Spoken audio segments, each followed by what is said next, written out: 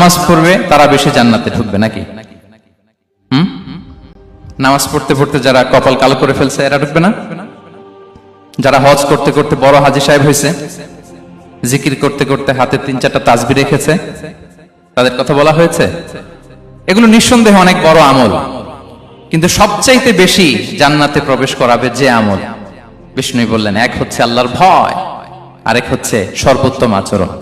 প্রিয় ভাইরা, ইসলামের মেজাজটাকে চিনে নেন, ইসলামের এসেন্সটাকে বুঝে নেন। আমরা ভালো আচরণকে গুরুত্ব দিতে চাই না।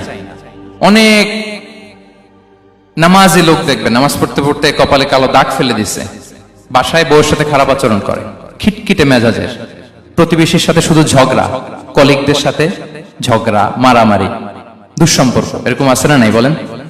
আছে না? কিন্তু নামাজি, অনেক বড় হাজী,